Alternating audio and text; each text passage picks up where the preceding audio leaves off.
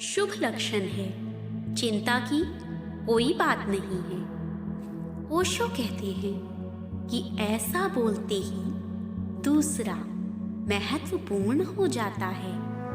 बोलते ही मन वही बोलने लगता है जो दूसरे को प्रीतिकर हो। बोलते ही मन शिष्टाचार सभ्यता की सीमा में आ जाता है। बोलते ही हम स्वयं नहीं रह जाते, दूसरे पर दृष्टि अटक जाती है। इसीलिए बोलना और ईमानदार रहना बड़ा कठिन है। बोलना और प्रामाणिक रहना बहुत कठिन है। अच्छा है, इतनी समझ आनी शुरू हुई शुभ लक्षण है। ज्यादा से ज्यादा चुप रहना उचित है। पहली कला चुप होने की सीखनी पड़ेगी। उतना ही बोलो जितना अत्यंत अनिवार्य हो। जिसके बिना चल जाता हो उसे छोड़ दो, उसे मत बोलो।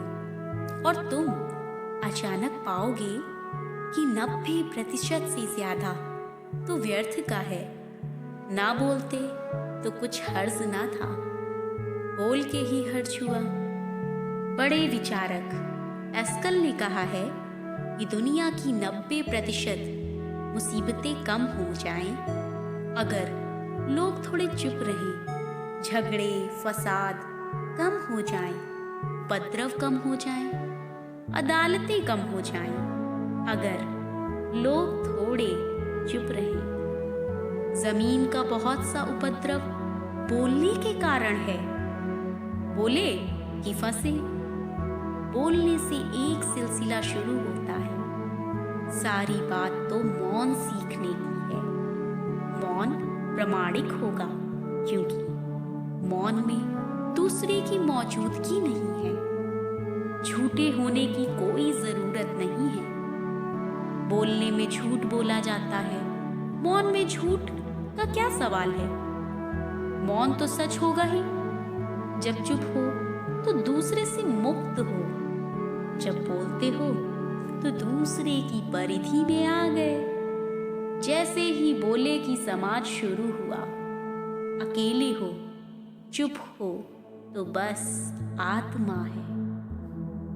बुद्ध पुरुष सिर्फ उपदेश देते हैं। उपदेश का अर्थ है कह दिया तुमसे, मान लो मर्जी, ना मानो मर्जी। कह दिया तुमसे, फिर मत कहना कि नहीं कहा था। कह दिया हमने तुमसे, लेकिन कोई जबरदस्ती नहीं है कि तुम्हें मानना ही पड़ेगा। आग्रह नहीं है। जैसे ही उपदेश में आग्रह हो जाता है, उपदेश भ्रष्ट हो जाता है। सत्य का कोई आग्रह नहीं होता। सत्याग्रह जैसा झूठा कोई शब्द नहीं है। सत्य का तो निवेदन होता है। आग्रह क्या होगा? आदेश की तो बात ही नहीं है। धर्म कोई सैन्य प्रशिक्षण नहीं है कि आदेश हो। नेता आदेश देते हैं कि ऐसा करो। बुद्ध पुरुष कहते हैं कि ऐसा हमें हुआ। सुनो, करने की बात ही नहीं है, होने की बात है।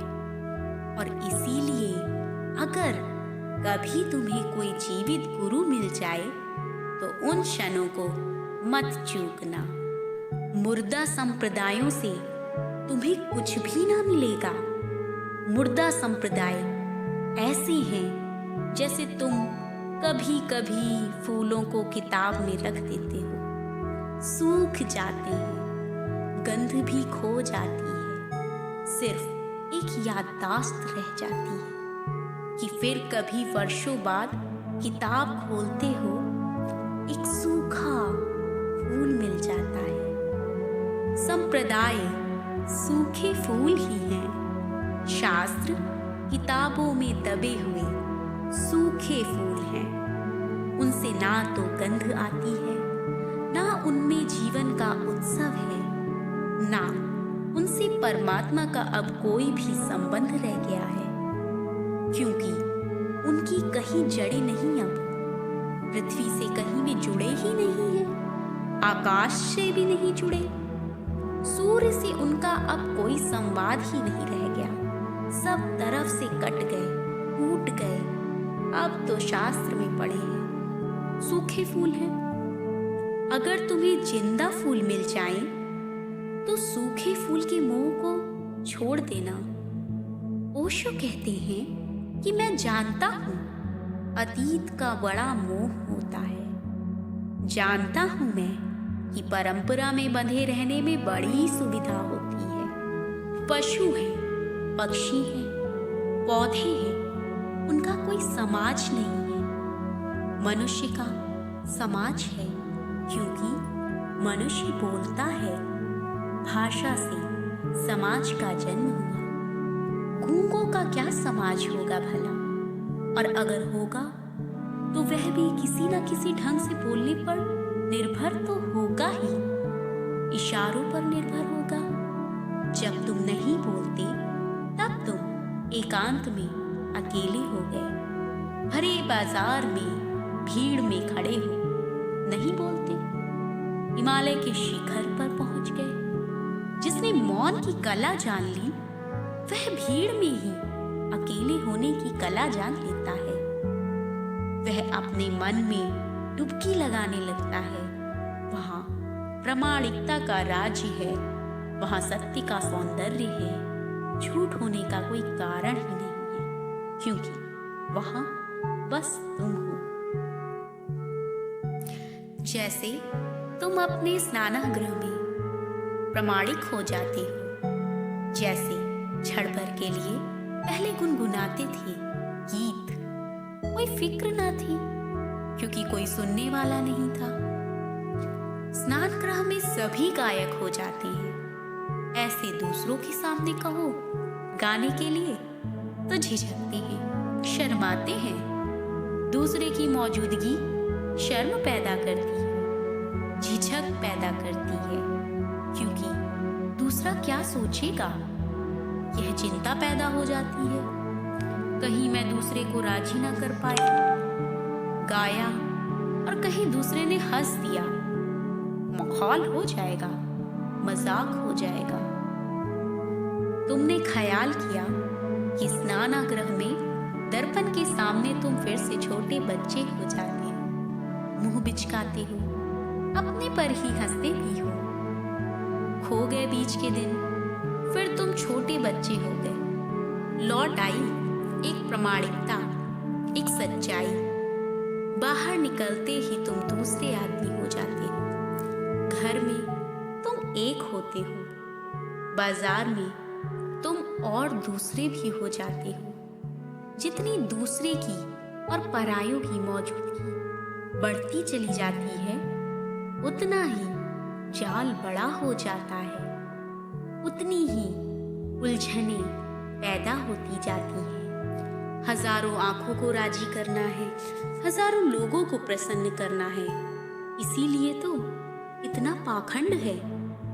वही व्यक्ति सच्चा हो सकता है जिसने इसकी चिंता छोड़ दी कि दूसरे क्या सोचते हैं, मगर उस आदमी को हम पागल कहते हैं जो इसकी चिंता छोड़ देता है कि दूसरे क्या कहते हैं। सिर्फ इसीलिए सत्य के खोजी के जीवन में ऐसा पड़ाव आता है जब उसे करीब करीब पागल हो जाना पड़ता है। फिक्र छोड़ देनी पड़ती है कि दूसरे क्या कहते हैं, हंसते हैं, मजाक करते हैं। वह ऐसे जीने लगता है कि जैसे दूसरे तो हैं ही नहीं। Hey guys, thanks for listening. Please like and share and also subscribe if you are new on the channel.